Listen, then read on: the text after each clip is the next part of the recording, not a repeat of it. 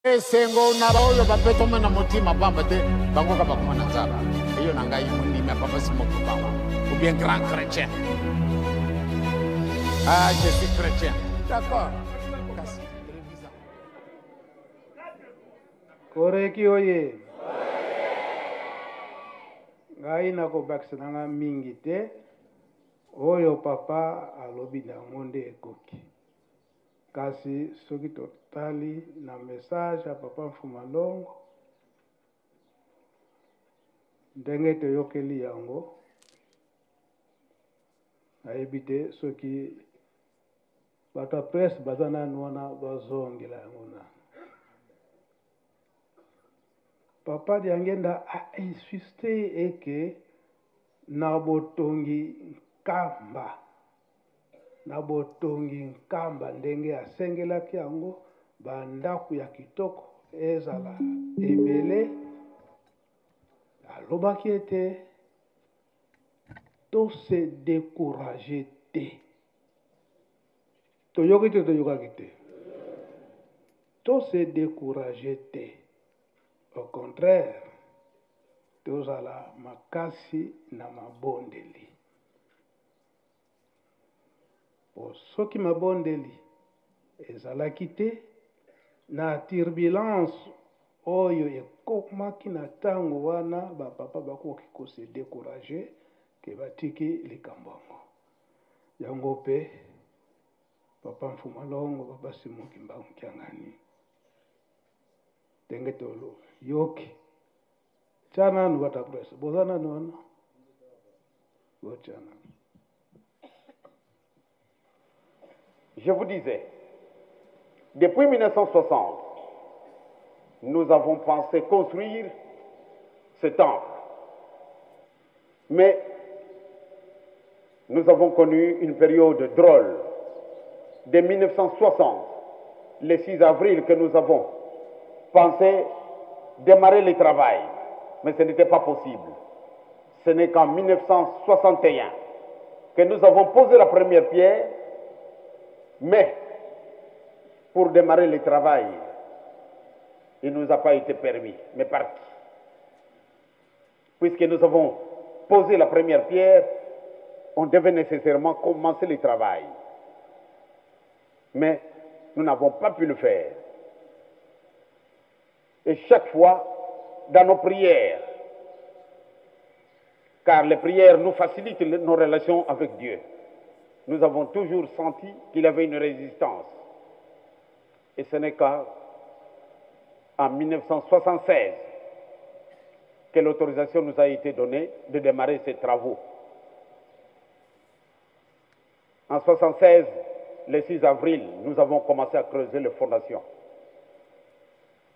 Et le 6 avril dernier, au moment où nous fêtions notre 60e anniversaire, nous avons ouvert ces bâtiments 60 ans après. Mais pourquoi attendre 60 ans? Je vous l'ai dit, nous avons connu des moments terribles, des moments qui pouvaient facilement nous décourager dans la totalité. Mais nous avons eu toujours cette idée, nous décourager, ce serait une très grosse erreur de notre part. Vaut mieux de suivre le Christ jusqu'à la fin de notre vie.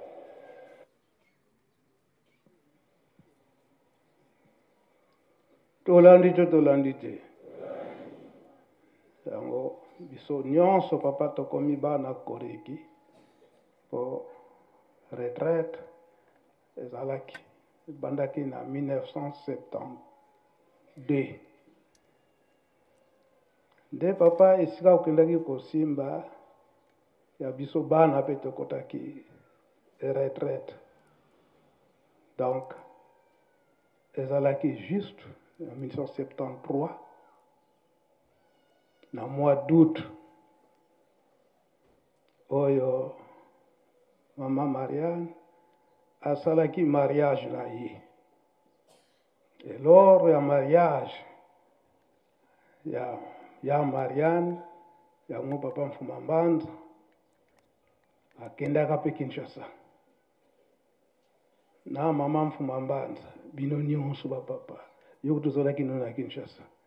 me bamama Marie bapapa José bango nyonso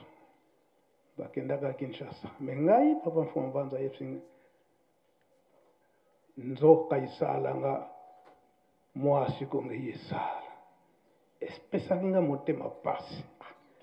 bango nyonso bakenda mariage fete monene ya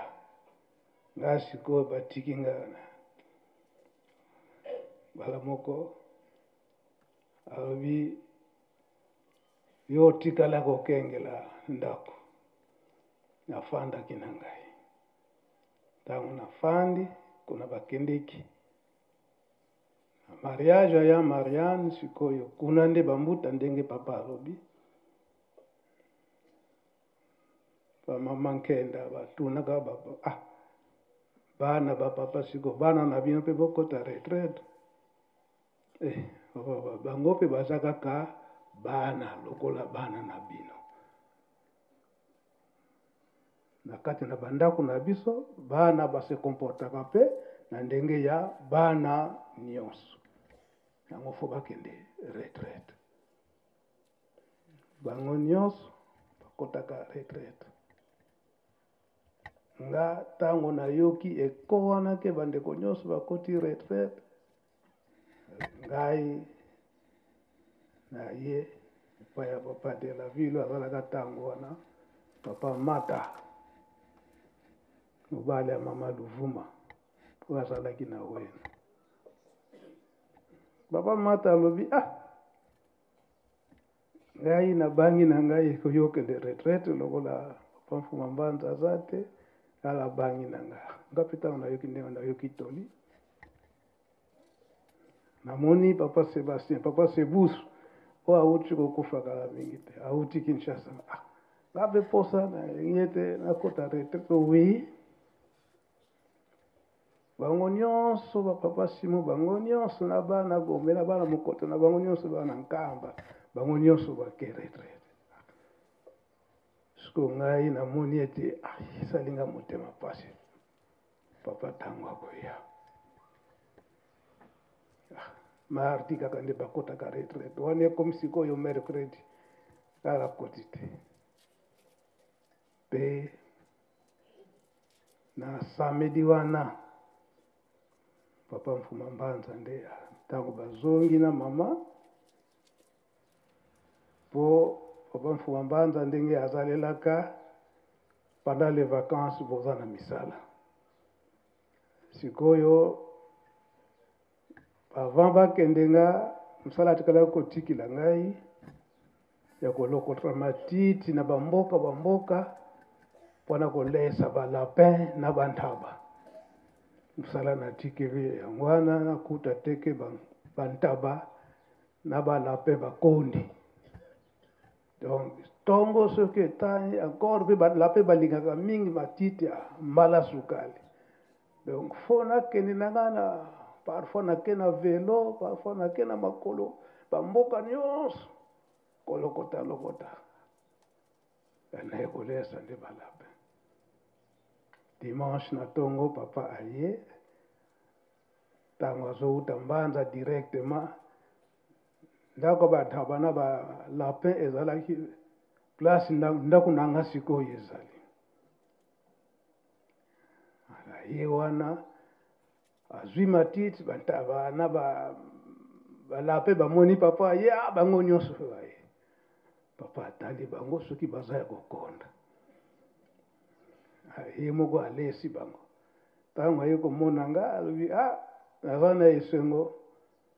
pamba te namoni ke balapin na bantaba nakuti bango bavimba se kolesaki bango soki orespecte devoir na yo nga nasepeli dimanche wana kasi mokolo ndenge touti na fete kuna eleki kitoko mingi fete eleki kitoko mingi wana elaki le 14 août 1973 mais bandeko no nyonso bakoti retraite yoka comme de tiki le quotidien donc mukola mibale bongama ozokota retraite ah pardon avant le 16 août donc si nous avançons avant le 16 août dimanche on a que retraite tant na koti retraite sikoyo dimanche ya le 14 yango ni la bimaka na retraite yango ni la bimaka na retraite sikoyo aye oyebisanga mardi obongama na kopesa yo elanga oyo kokata yo moko dimanche wana eleki lundi nabongami siko nazo kokanisa naza nani ya kolemba ndenge nasali une semaine na retraite et directement refo ya un jour seulement nakota bilanga bon papa lokola alingi ndengwa tikete na ndima lundi tosapprêter mardi na tongo après kilte ye moko aye kozwa ngai alaki na surveillant papa Mombaso na archive gauche bayebi papa Mombaso alaki président ya basurveillant awa alaki Mundibu ayebisi papa Mombaso na ngombeki nsuka yo zonga okende kokengela mbanza ngai nake na mbenza na bilanga tozwi de machete ye papa machete na ye nape machete na ngai me nyonso mibale ngai na memi oya papa na oya ngai toke na nzela mama Mwilu tokuti nzela ezalaki koto ya ndako papa Umba tokiti na se toke komata ti place ya Zumbuli akela tolekani toke kokita na mwase avant tokota na zamba on ezalaki destiné po ete tokata biso mibale kaka mwa place moko eza wana tokoti tobondeli ntango tosilisi kobondela nga na bandi nanu yaye kosilisa libondeli nde ntango totelemi po tokota sikoyo totelemi kaka wana apesi o machete oyo ya ngai apesi ngai yango o machete oyo yango nde vi na yo mobimba yango na kati na bilanga nga nazotala kaka wana nazalaki na 5e des humanités nga nazotala donc classe kokatangaka boye nakota kaka bilanga bon tata alingi ndenge wana kasi mwana na ngai esika touti kuna na Kinshasa soki oyoki ke bandeko no bakoti retraite yo mpe okoti retraite pamba te avant tondima eke bana na biso bakota na retraite likambo ezalaki na bino bana likambo oyo ezalaki na bino bana esepelisaki biso te surtout na bino bana mibali komiponela basi oyo bino bolingi likambo wana esepelisaki te biso misato bino bana ya mibali bino bana na biso ya mibali bolingi kobala basi na bino oyo bino bolingi oyo te biso tolingi mpe ya mibale yo mwana nazoyebisa yo yango papa alobaki ete basekret mosusu ya kobimisa te me papa mfumalongo papa dangenda mpe ezalaki ndenge wana ntango makambo eza koleka basekret oyo ezali spirituel papa dangenda abandaki kobimisa ngo boye te et surtout ya koloba ete likambo ya mbwala lulendo oyo akozala mokonzi ya lingomba oyo nde asimbi mbwala lulendo eza boye te bamessage nyonso nyonso wana ya papa Diangenda ezali esika alobelaki pouvoir na ye yango dernièrement ntango alobaki lisolo ya chaussette mibale aye koloba etike papa Diangenda azalaki na concurrent message bolanda ezali ezobimaka e papa Simoki Mbangu kiangani aza na concurrent ozala te esika wana le 16 août papa Mfuma Mbanza ayebisi nga likambo ya liboso ntina oyo bango bainsistaki ete biso mpe bana tokɔta retraite likambo ya biso bana mibali tokoki mibalela bibalabala te na bamama esengeli bamama oyo bango bapapa baponeli biso tokanisa histoire ya papa Diangenda esika alobelaki ete ye moto aponaki mwasi ya papa Kulutu ye moto atiaki elembo pa ya mwasi ya papa Mfuma Mbanza ye moko mpe ameponelaki mwasi liloba wana toyebi yango te yango papa Mfuma Mbanza ntango deuxième problème ayebisi nga likambo gouvernement donc l'état na ntango wana atunaki bapapa kaka na periode wana na mariage ya Marianne gouvernement na ntango wana président Mobutu ayambaki bango misato sikoyo président Mobutu atunaki bapapa bango nyonso misato nazomona na kati na lingomba tata Simoki Mbangu mwa mobulu ezokokota komona eke bino misato ntango bokozala te nalobi te eke peut-être nakoloba mabe peut-être que spirituellement bokokufa na bino te peut-être nakoloba mabe wana président Mobutu mais banani bakosuccéder bino papa bapesaka réponse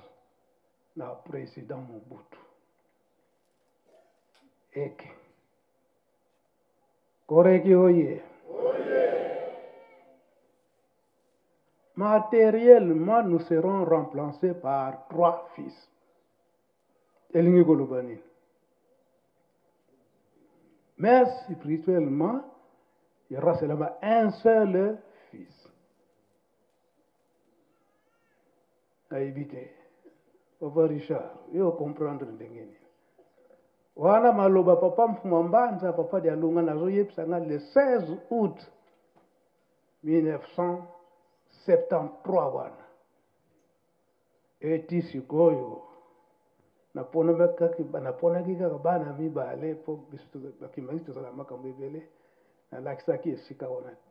banda ntango wana ti lelo matiti ebimaka te na place wana oyo tozalaki ngai papa Mfuma Mbanza na ngai. Oui, papa. Merci, Nzambe na ngai, Kolo Yesu, papa Mfuma Mbanza. Na likambo monene outi kobimisa na motuna wana. Liloba ya papa Diangenda tanga pesaki réponse na président Mobutu. Elingi koloba matériellement bakozala remplacer na bato misato. C'est-à-dire na banzoto na bango ndenge baboti bana. Oyo moko akouta na libumu ya papa Kisolokele na bunzoto. Moko akouta na libumu ya papa Mfuma Mbanza na bunzoto matériel ezali musuni. Moko akouta na libumu ya papa Mfuma Longo na bunzoto. Mais spirituellement ini kolobaka moko pambate molimo ezalaka moko ezalaka mibale te ezalika na moko na bango nde loba papa Diangenda alika kobimisa na kati wana. Et puis ayebisi papa Diangenda lobi que ça c'est l'inspiration divine elingi koloba nini? Nzambe na ngai elingi koloba te ezali réponse ya bunzoto te, ezali euti epai na Nzambe tata Kolo Yesu tata Molimo Santo. Donc oyo akosimba lingomba, donc c'est lui qui serait inspiré na ndenge abu Nzambe. Eza boye te. Voilà, le 16 août 1973. Sika wana tiki no lelo donc. Wana papa bialungana. Aza koyebisa ngai. Et yo sokozo ofandi na nkamba, ofandi kaka na nkamba. Kilo wana un jour yo mutokola tango. Donc na mkolo wana bon. Na wana esalinga pasi te. Mais ntango na ye kososola keba ndenge wana nalata yango ekozala mpenza mpasi. Na 1973 après retraite ya biso bana. Alors yango Namsa, en 1991, papa Kulutu, papa qui sort laquelle. L'imsanga papa parfois, nazoko brûler ba étape pour ceux qui déjà promesse que oh mususu e bandako kunda malembe. Mais pour na ko wela milimo batu. Bangope bazana milimo, biso beto zana milimo, o biso nyonso Sauveur moko kaka nani Nzambe. Nzambe na biso nani?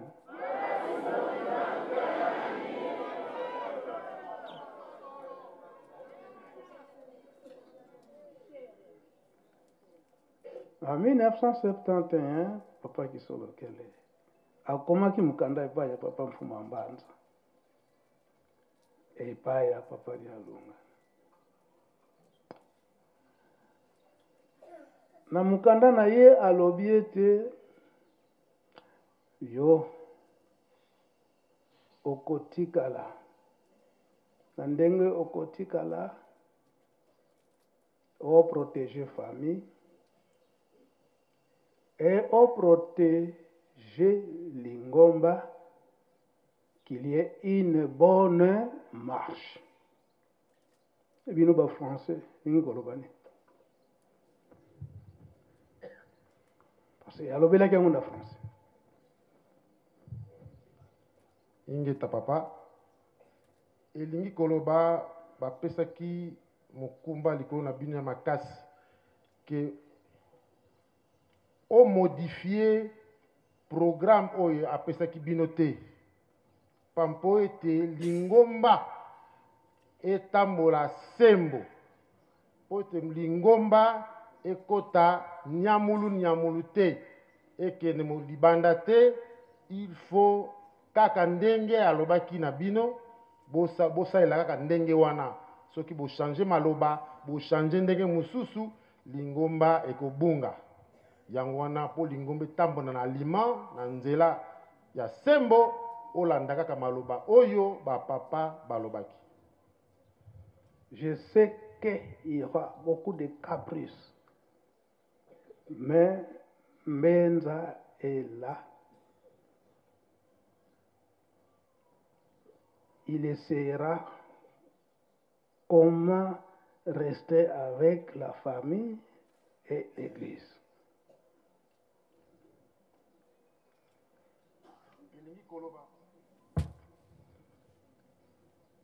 Nzambe na ngai elingi koloba ete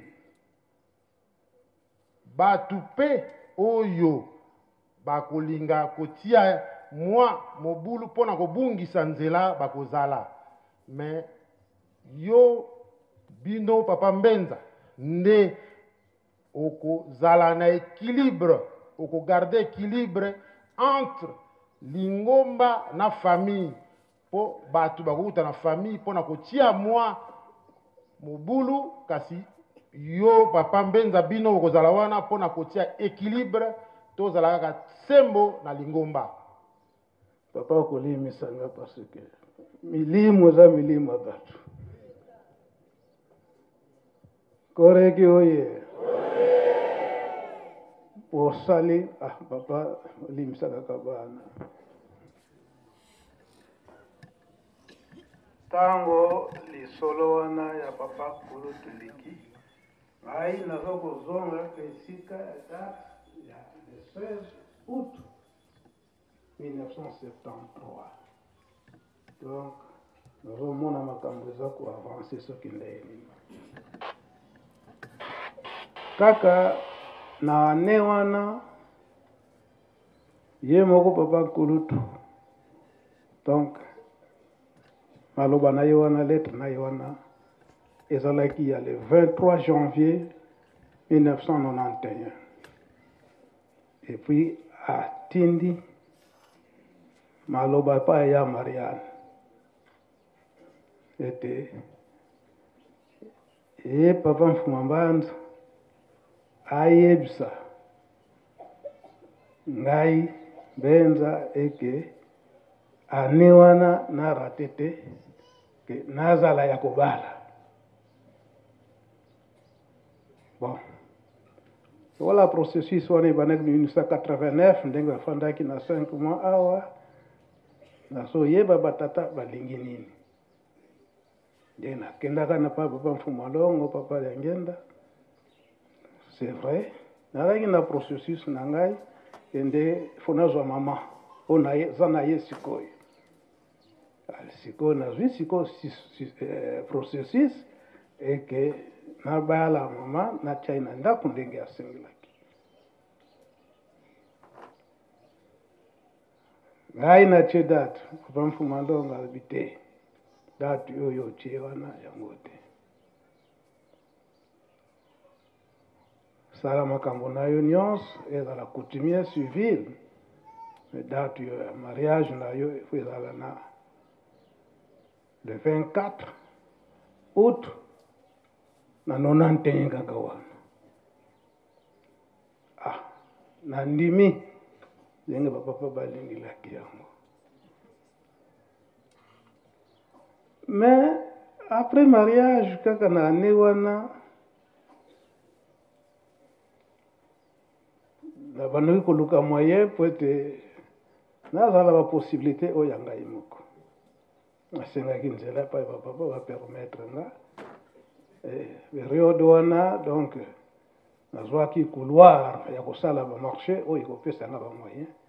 ke ya kosomba bangombe epai ya monsieur Blatiner oyo lelo aza na carrière. Monsieur Blatiner mpe accepté apropose nga bamarché moko ya kitoko. Ntango nazokende kosala marché wana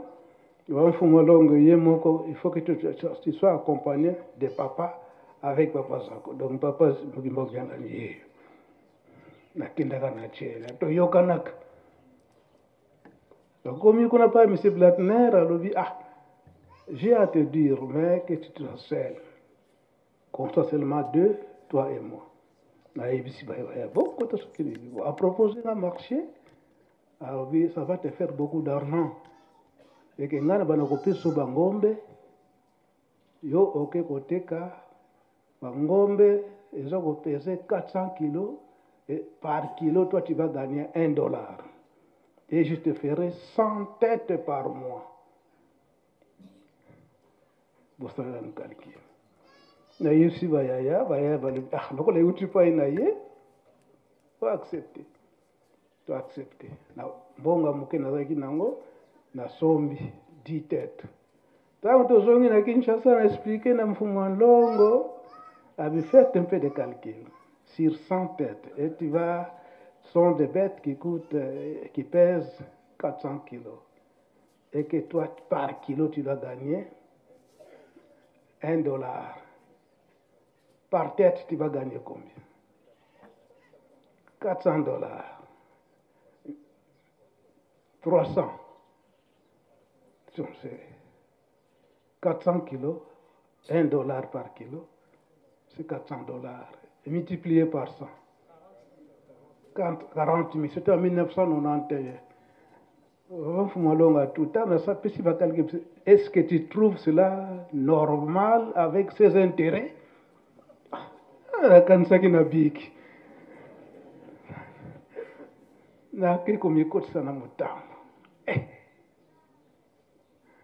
Ti bangombe wana na tikala kiko teka tena o na somba kitango na zongi na kende ko retire munde la changer. Munde la changer. Ayepsi papa wala to komisi koyo na mois de novembre nga siko calcul na misala ki na décembre na ba fête na teka ngombe bon. Papa Dengue d'Aïpsi, tu es en train d'éviter quelque chose. Mais tu ne peux pas t'échapper de ça. On a discuté là qui t'attend à moi. Mais, échappatoire, on est là qui était dans le commerce, comme ça. Moi, il y a une femme dans son encamba, exact. Ngaba calcul nanga, et surtout, tant que papa va kotika peut-être na tango wana na kuzananga vers Gabon ou bien mboka boye, bon je viendrai seulement que makambonye su batata si basila ki bayaya et si babongisaki. C'est cette chose là. Le 18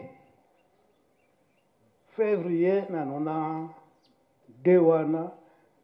tango nazokende ko retire bangombe baba fubambanza lobi makambo bangombe tika ngonana. Naza na ba instrument nanga euti soyo ya fucking kamba kendo koza ba instrument wana. C'était le 16 février 1992. Na kei nazwi ba instrument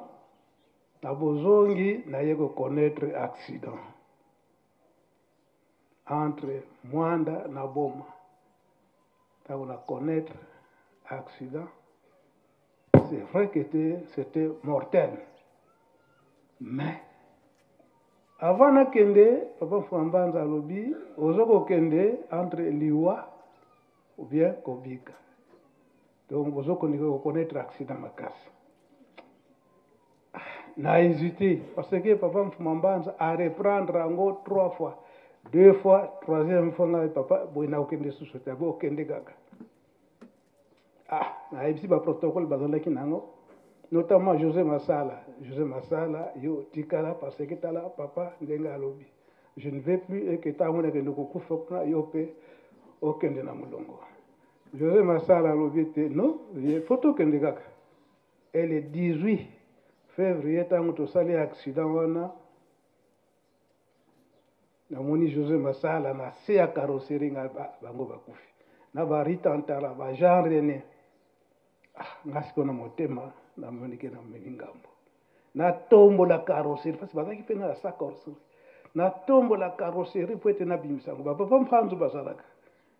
ba yeba lubi papa mais basana sa carrosserie ndenge ni ko tombo la carrosserie to zwa kriki menga na zo mona kriki retard ngana tombo pour la sauver ti papa mfanzu ba convaincre nga ba yena kriki ba tombo ba bimisa ba José Massala. Au lieu que vous allez broyer, la monica va téléminer bango. Kaka bazwaki ba lixation ba na ba épaule. Non, ils a bolé mo Tanzambe. Mais papa Fouambanza awa azako lala accident ezaki na 2h du matin. La nuit du 17 au 18 février 92. Papa Fouambanza ala musika yombo wazaki wana tobondela po kuna mbenza azana difficulté babondeli ya basilisi kobondela papa sokenda kwa Nzambe ayebisi papa Kayombo yebisa papa Simo aleka na foni aluka mbenza azali wapi papa Simo Kimbangi angani akena foni atuni tangu wana bafuni zai kaka na Matadi mbanza ngungu pe Kinshasa atuni Matadi na tomoni bango te toyoki pe kote nde tango tokomi na boma tolarge papa Mpanzu na papa Nzinga baya na Matadi bainforme nkambo na Matadi tango amoni po papa Mfuma Mbanza ayebisi papa Simo kolongwa na foni te ti okoyeba position ya Mbenza bongo nde oya koyebisa ngai bato ya Matadi bamoni papa Nzinga na musika na papa Mpanzu toujours ozomona papa Nzinga oui bakindaki na ye o papa Mfuma Mbanza linga koyeba position papa Mbenza tout justement baconnaître accident mais aza en vie basepeli papa Mfuma Mbanza ayebisi papa Mfuma Ndongo na Kinshasa papa Mfuma Ndongo ayebisi papa Mfuma Mbanza ayebisa papa Simo Kimbangu Kyangani aza mutuka mosusu akende kolanda ye potango tokonetaka accident elaki na chauffeur papa Maki oyo akoreki tozalaka na ye olimsanga mpo nazokende mwa mosika donc detail wana papa ye kozwa nga na boma ayebisingaki na bangombe yango ozozwa ekende so esika mosusu te luka mutuka mosusu ekota nkamba yo mutu papa Mfuma Ndongo aza kozela yo na Kinshasa ntango nakomi na Kinshasa c'était à 18h ye moko papa akana kokomisanga na papa Mfuma Ndongo papa Diangenda wana nga nazokaka na motu na bandi na nga na motu papa Mfuma Ndongo ayebisi ngai eke Mbenza oza kokima bitumba oyo ngai ezalaki na ngami na 1958 sikoyo ozoki te ngai papa nazoki osali boye zonga na nkamba kasi zwana traitement awa na Kinshasa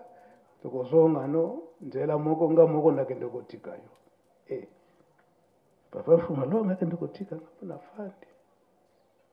c'était na mois de février nde tango liwa ya papa Kulutu eye ale 17 mars wana nde sikoyo alibiso nyonso bana tokiti na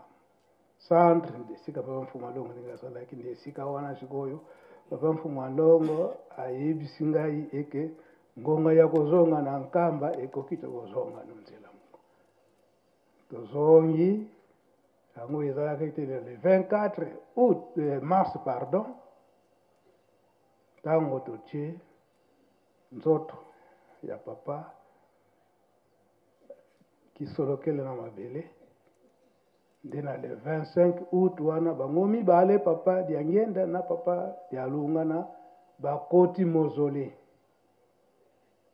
tango bakoti mozole baumeli kuna tango babimi papa Diangenda alobi eke ngonga ya koreni reno bana ekoki biso nyonso tokoti place mama kwaki adabandaki kokomela esika alobisaka biso me mama ya likambo alobaka na biso ete banda lelo etala makambo ya famille ezala makambo ya lingomba ngai lisusu te nyonso botala na Mbuta Kyangani ndenge nazoloba boye biso nyonso bana bapapa toyebi mokolo wana epuis toyebi mpe papa ayebisaka biso nini manso natikeli bino na Mbuta Kyangani ezala ya famille ezala ya lingomba botalela kaka ye suka ayekoloba yo Mbenza banda lelo kobima lisusu te. Essaye un peu de réunir toutes tes affaires qui sont dans les Mayombe et partout, de tout, tu dois les faire ici en Kamba. Biso nyonso tolandaki. Banda petango wana bafaire ndanga nyonso nazalaki nango eza na Mayombe wapi na regrouper yango nazongisi yango na Nkamba. Sika na ndengele wije papa yeko tika biso nyonso bana toyebaki ke batikilaki biso papa Dialungana totamboli na papa Dialungana me ndenge papa alobeli yango poete papa mfuma mbanza atambusa lingomba bakali ezalaki ndenge papa alobi bametre mbungu bakotaka na babiro po ete papa mfuma mbanza ayebana te na niveau ya gouvernement yango mpe na journal officiel papa dialongana atikalaki kobima te yango papa atambusi lingomba na ndenge oyo ezali eke na bonzambe nyonso ilafali kaka ye atambusa te atambusaki biso me mpona biso bazala biso bana na bato mosusu te papa mfuma mbanza ye atambusa biso te yango bapoint mosusu oyo papa alobi ete soki ngongo ekoki na ntango wana tokobimisa maso ndenge nini ezalaki na papa mfuma mbanza yango kutu esalamaki na periode ya papa mfuma mbanza eke na 1996 non si je ne me trompe pas 1995 papa mfuma mbanza ayebisi nga mbenza nga posa na ngai nakutana na mokonzi ya mboka nayebisa ye makambo oyo nga naza nango me bato wana oyo balingaki teke kombo ya papa ebima na journal officiel bakangaka nzela nga ntango nayoki likambo wana bo nafani na ngai ayebisi nga akende kotambola nani na Kinshasa parfois komona mutu oyo akomemanga pa ya mokonzi ya mboka po aza na Kinshasa te aza na Guado bon nake na Kinshasa nafandi mokolo mosusu nazofanda pa mama nkwaki ati tongo na ba 6 heures namoni chauffeur moko aye oyo nazoluka papa mbenza papa mbenza na bimi bazobenga yo na fulani bifulani bon kambo te wa papa zako azalaki nayebisi papa zako alobi bon comme ça ngai mpe naakompagne yo tokei ntango tokei garde akosi biso eke no aza te abimaki lokola azwaki consigne te oyo chauffeur wana ntango azongi ye mokonzi wana atuni eske vokutani na moto yango abi wi tokutanaki na ye napesi ye adresse akoya awa tunana na portail kuna eske garde eske bato moko bayi wana wi bato moko bayaki awa me lokola nazwaki consigne te nayebisi bango bazonga moto wana alobi ete ndenge osali gafe wana sa kotuna ngai olonge mosala alongoli na mosala toke na papa zako ntango toke na papa zako pour la deuxième fois nde ayambi biso alobi wi ngai nabengisaki mbenza si nazwaki ndingisa pa ya mokonzi ya mboka esika ye azali kuna na Guado eke aza na posa na papa na nkamba yango tomonaki oyo aza proche ya papa na nkamba elaki kaka papa mbenza yango toyaki koluka po chauffeur ayebi esika ye afandaka yango akayeli koluka ye bon sikoyo ndenge nini yo kaka sikoyo ngai naza prêt napesa bino motuka bokende kosa papa mfuma mbanza papa zako alobi bo ngai natikali yo kende koyebisa papa soki eza mpenza ndenge wana komsa boya na papa naye nabutu naye kokoma na 23 heures natoke papa nayebisi papa alobi eza mpenza ndenge wana ngai moto natindaki bon mosiko alobi ka aza apres ezalaki un jeudi bubutu sudi bubu telama kaka twenda kende kolaka mama telama kaka toenda nake kolaka mama mfuma mbanza na ye nazwi papa tokei na bango na tataka yombo bango nyonso tokei tokomi na centre siko kuna alerte papa mfuma mbanza azoya sécurité nyonso etomboki mpai na ngai ndenge nini yo oye na papa sans que biso nyonso teyeba tu deviens qui na siko ngai nakotindama na bino vinatindama na papa ale poko wana mpe papa alobi nakolala mpe te nazokolekana Kinshasa oye je crois que boyebi oyo eyebi période wana ke papa ake Guado sans que lingomba eyeba biso mokolo wana nzoka nde président siko abengisaka papa Mfuma Mbanza kopo ibandaki kosala ye pasi likambo wana ntango akomi kuna question ya liboso président Mobutu atunaka papa ezosalanga motema pasi ngai nayebi eke bandeko no baza te yo nde ozosimba lingomba kasi ndenge nini na mikanda ya leta bazoyeba likambo wana te comme ça ngai nasala yango de force c'est en 1995 papa Mfuma Mbanza alobi kaka ke nayebi na ngai ke bato ya lingomba bazosala ndenge wana kasi tika bango yo soko otie bango bamoko ekomona eke ngai moto nakangisi bango tika bango minga mpe nazosala mosala na ngai ndenge esengeli sikoyo fo tokoma mikanda yango papa alobi tika na yo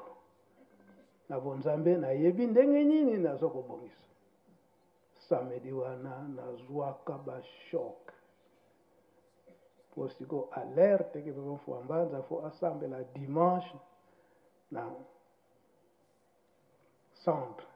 Mfuma Mbanza depuis akendaki Guado azongi te ti dimanche na ntongo wana baye kofandelanga donc samedi kutu wana na poko siko papa azokomonana te yo papa Mbenza yo Mbenza lobi tokoloba nini na nkango donc nalalaka te banda nafanda na kiti ntango wana batelefone eza te position ezoyebana te ozoyeba mosu batoninga ozoyeba te bacrash oyo baza kokendeki kuna kozonga na bacrash ezosalamaka wana bakanisi histoire ya papa Pinga Kansenda na papa Kingotoro ya SNL kana fandi butu nyonso banda nafandaki na kiti telefone eza te chauffeur ya mokonzi wana banda akendaka na aéroport po mokonzi wana ayebisi eke yo chauffeur okoko bouge te soki biso na tozongi te même 3 jours ozala no awa mais oyo ya biso bachauffeur bazongi baye kopanike lisusu nkanga en tout cas ata ekoma kokutu eza te avion nyonso Mfuma Mbanza sans trace Papa Mbenza oyebi te ke bacrash ezosalamaka na nzela wana dimanche wana 11h donc sans trace siko matei esili kopesa bato mbote esili siko tokoloba nini yo moto kotelema kuna okende kotelema ngai nakokende te esika batikaki nga kaka tafandi ntango motema yolusa soki ndenge nini wana nayokala libada makelele wana ya esengo eza mawati Mfuma Mbanza koti nzambe alongaka te alongi ayebisi biso nyonso bandimi te makambo mosusu ezali teke bino bandimi boyebaka oya spiritualité mosusu esengeli te bino bandimi boyebaka donc nakepa na makambo mabe te nakekaka mpona makambo ya malamu oyo ekopesa kinya na kati na lingomba nga mpe motema ekiti ti bazaya kosenga nga pardona maloba oyo bayebisaki ngai kasi balobaki na bandeko mpe bayebaki maloba mabe kasi nalimisaki kaka tofani na papa Mfuwa Mbanza toujours mpona succession ya pouvoir soki papa di alungana azali te nani akoyingela toleki na makambo nyonso wana kokoma sikoyo ntango papa Mfuma Nlong papa Mfuma Mbanza azokotinda papa Simuki Mbangu Kiangani kende na Kasangulu kende na Mambulu kende na Boma suka aye kokoma ete papa fo akende na Lubumbashi mpona kofungola temple ya centenaire mais na 98 wana esengelaki na le 27 avril temple ya Lubumbashi efungwama mais ezalaki nanu prêté mais papa Mfuma Mbanza ase déplacé aye na Kinshasa po akende Lubumbashi mais ndako ya Nzambe nanu ebongamaki te mais na le 27 avril wana na 0h na 98 wana papa Mfuma Mbanza toza na kati ya centre ndenge ezalaki nzoto ezalaki mpasi esika azolala nga mpe naza pembeni na baminganga papa Nzinga na bapapa Jitu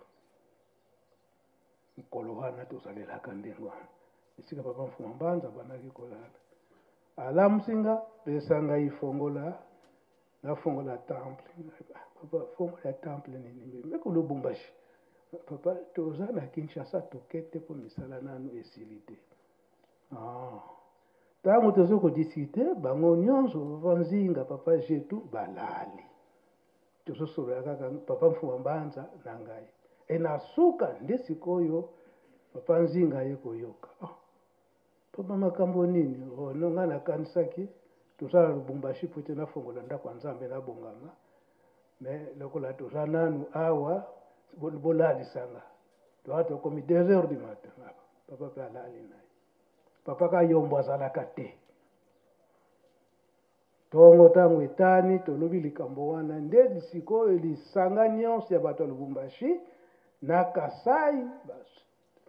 kanisaki makanisi ete bakotize mbongo ata papa akei te mais enfin akende po ete basala nsinsani po esala misala wana papa Mfuma Mbanza alobi te mbongo wana olie kobebisa babiye boforce misala bapapa Shambui bango nde baforsaka misala nyonso wana sikoyo ntango ekomi na le 12 septembre na 99 wana kutu kaka na butu wana le 27 papa Mfuma Mbanza ntango tozokoloba naye wana makambo afongola alikosukisa boye busidi bobo tata yani mosi kaka osibulayo papa Nzinga azokoyoka papa Jitu azokoyoka donc na le 27 avril wana 98 na butu wana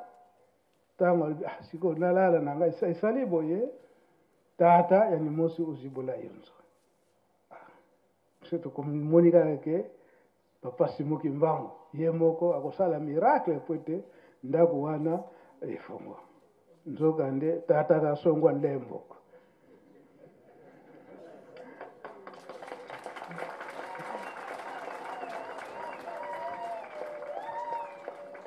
le papa Kayombo ntango bayuki ndenge wana na ntongo basali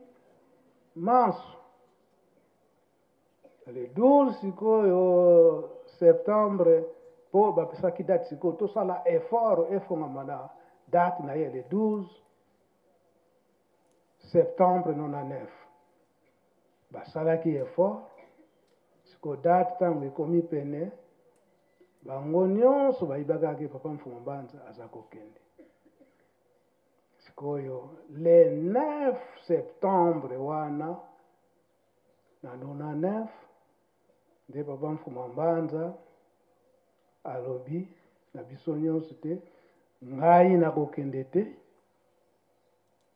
papa Simon muta kokende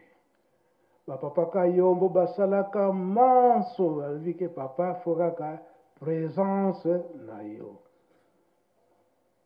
na insistance wana papa Kayombo na le 9 septembre wana esengelaki papa Mfuma Mbanza alongwa awa akoma na Kinshasa wa préparation puis entre le 10 le 11 papa Mfuma Mbanza akenda Lubumbashi lokola ekomaki insistance papa abongami biso nyonso tobongami papa mpe azalaki na ye afandi na ye kaka wana ntango bazoyokana na papa Mfuma Mbanza na ye moko papa Simoki Mbangiangani biso tobandaki kozala te mbala moko papa alobi bon tokota mozole ntango tozokota mozole biso nyonso tozalaki sur eke papa Mfuma Mbanza ake kozwa bato na ye ntango azozonga akotila mutuka toke Kinshasa wana baprotokole batandi mituka tokoti na mozole ntango tokoti na mozole papa abongisi makambo nini nyonso Kimbangisme oye ntango papa azokota na mozole tobanda kozala mingi ngai papa Nzinga naye papa Kayombo kasi bangonga mosusu fo tokende te sika nzota papa ezali kasi mikolo mosusu akotika biso na se abebotika ngai ngamoko nake aki ngai na tata Kayombo totikali na se le 9 septembre 1999 ntango akei abumeli ye moko akiti alobi bo sikoyo bosimba ngai ntango tosimbi ye na kati na mozole ngai na papa Kayombo na ye moko papa alobi eke tata bokatele papa Simo yaani okwenda tobimi ntango tobimi sikoyo papa Kayombo na nzela azoloba na papa lokola si ozwi bato seke ozwi makasi malamu okende kaka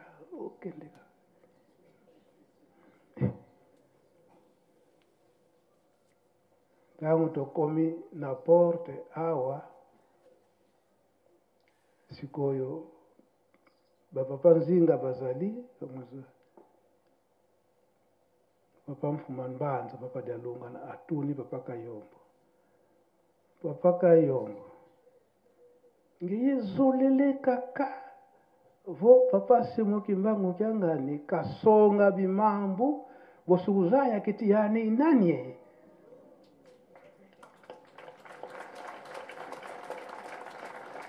yena azakoloba papa Kayombo azali kolanda ngai donc tango ezali tango nde ya lobiko de vérité tozala esika biso bato tozokokanisa na nkamba soki ndenge nini tozala lokola bato ya Ninive papa de la ville bato ya Ninive bobasaba na kombo ya Nzambe tata ya mwana pe tata Molimo Santo merci Nzambe na biso kopesa biso maloba bato ya Ninive mabe ekotelaki bango mingi ndeti na wana Nzambe ayaki kopone na bango Jonas po ete akende koteya bango kasi Jonas ebangisaki ye akimaki bato ya Ninive makanisini babanda kokanisa mpo na Yerusalemu babandaki kokanisa makanisi ya mabe kasi tango yo Nzambe osalaki kimba na yo kuna Jonas azokende kokimela koti na bato bakomi na mai mbonge ya makasi eyaki kuna bakomaki meme na kosala bavote mopepe oyo ya mabe euti wapi Jonas amipesaki alobi bobwaka nga na mai soki bobwaki nga na mai kime ekoya nde kuna bale namelaki ye bale namemi ye ti aki kosanzela ye kaka esika ye batindaki ye ntango ye asali mosala na ye ya koyebisa bango ete batika mabe pamba te nzambe akani kobebisa mokili na bango kuna bango ntango bayoki yango lokola yo nzambe olingaki bango basosolaki mpe balataki saki basengaki bolimbisi ntango bango basengi bolimbisi yo nzambe mpe likama wana koreki oye papa Kayombo azali kolandanga papa Mfuma Mbanza tango atuni mutuna wana toye tokoti na ndako tofandi biso misato yemoko papa Mfuma Mbanza ngai na papa Kayombo na petit bureau awa place ka papa ayambilaka na bureau na ye papa Mfuma Mbanza atuni susu papa Kayombo nga visi di kyuvu ikudidie nga papa Simoki Mbangu Mchangani kasonga bimangu bosukunzaba keti yani keti nani papa Kayombo avant apesa réponse azoko kako pesa réponse te alelaki mingi limisa ngai papa soki nakanisaki mabe pwana papa Simoki Mbangu Mchangani po abana kobenga ye ndoi emono papa Kayombo lubiki na yibi ndoi beka ndoi ko kanti muno kyuvungita kudia donc koloba ete papa Simoki Mbangu ya azali nani Kiangani azali nani omolimo mo santo papa ko se décourager te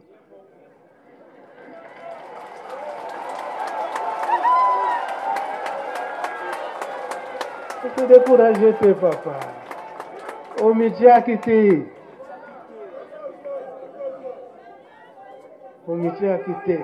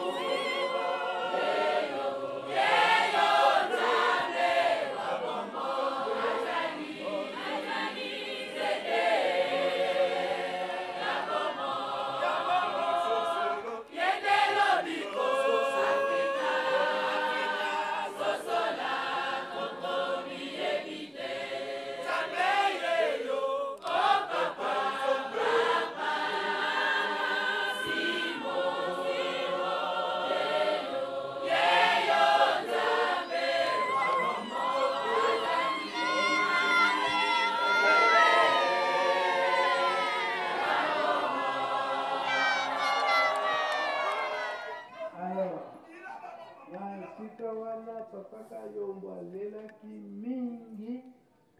epuis suka nde wana siko papa yuko tuna ye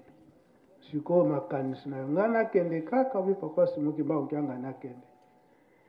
papa Kayombo alobi papa bolingo na yo esalama papa Simoki Mbangu Mchangani akende pe papa Mfuma Mbanza ayebisi ke lokola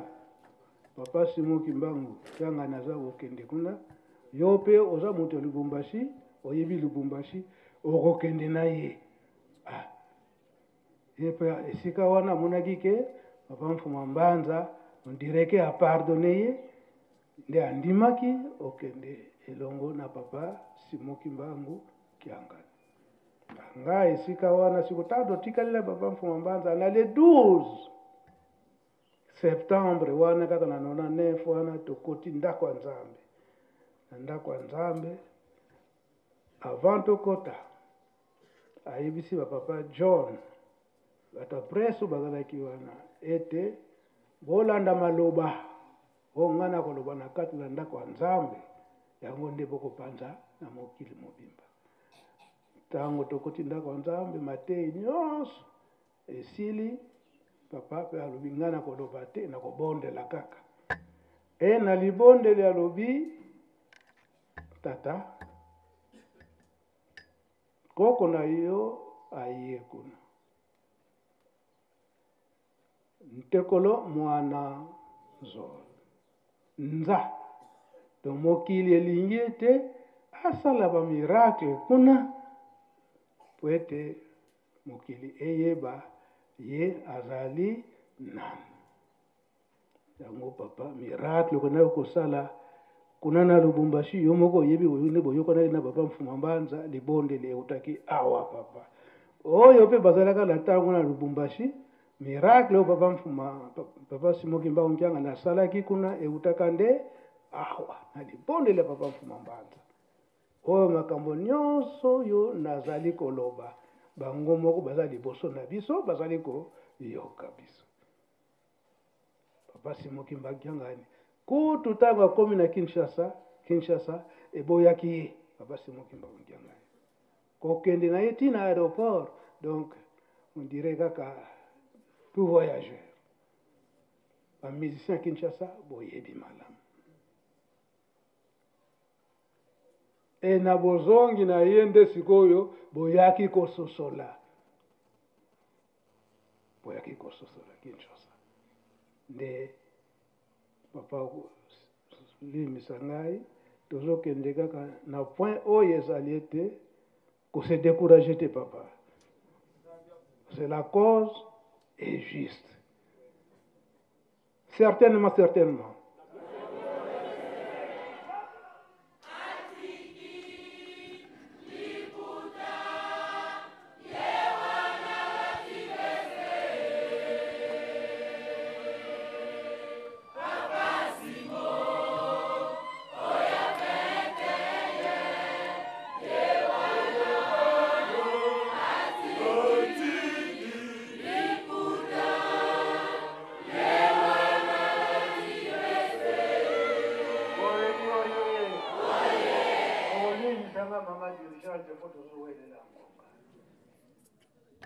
alors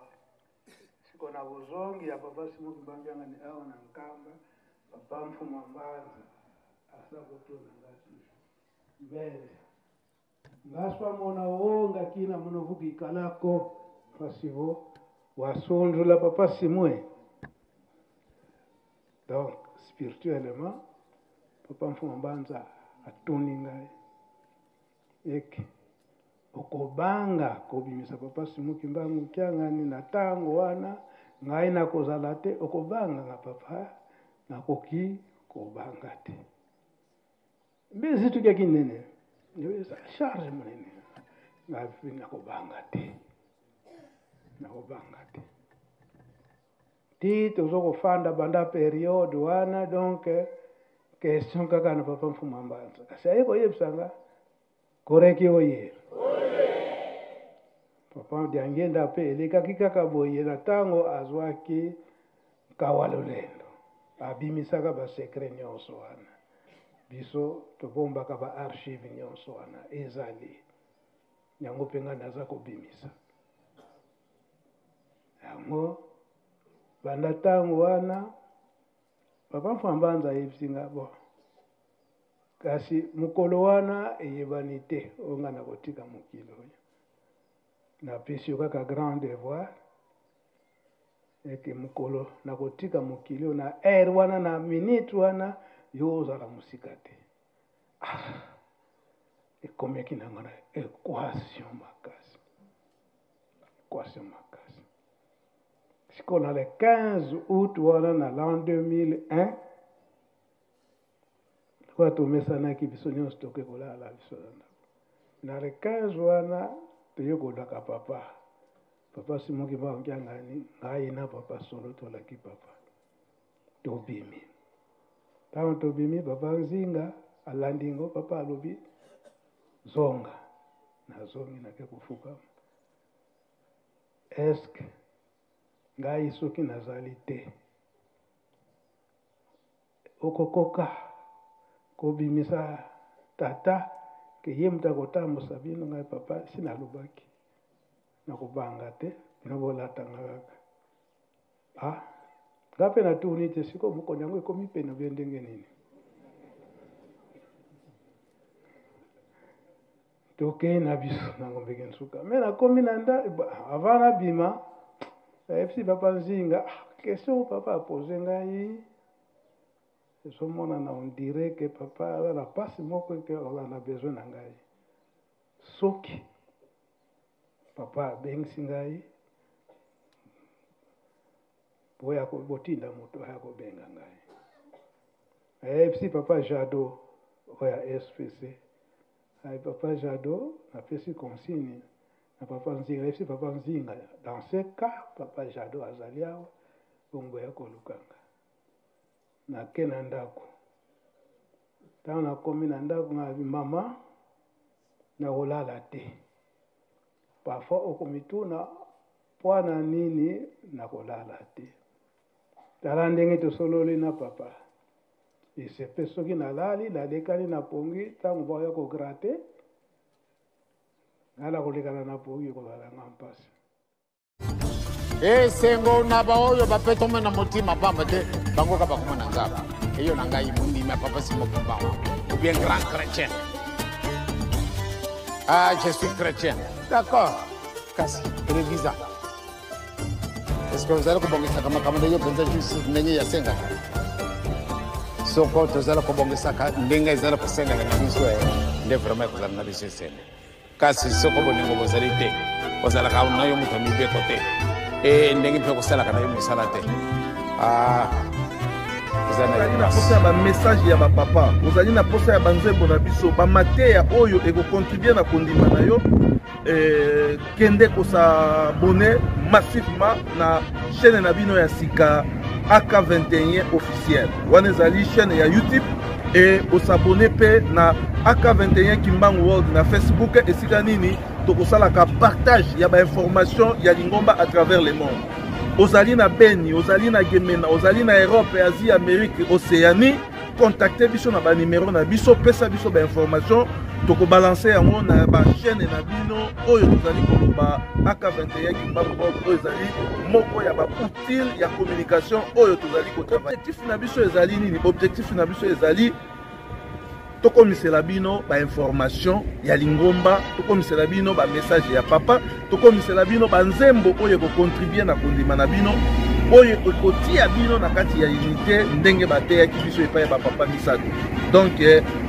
bo s'abonner pour ete bopesa biso makasi ya musala oyo bo s'abonner pour ete bo encourager biso ya ko continuer ko œuvrer ko sala musala oyo ya promotion ya lingomba ko sala musala ya promotion to ya ba valeur na biso na Afrique lingomba na biso ezali moko ya ba valeur moko primordial na kati ya Afrika yango bosunga biso na ko partager ba émission na biso bosunga biso na ko s'abonner na ba chaîne na biso et puis bosunga pe biso na ko like pe bo commenter na ba publication oyo to ko salela kabino. Abonnez-vous sur AK21 officiel pour recevoir plus les informations liées aux activités du kimbongisme.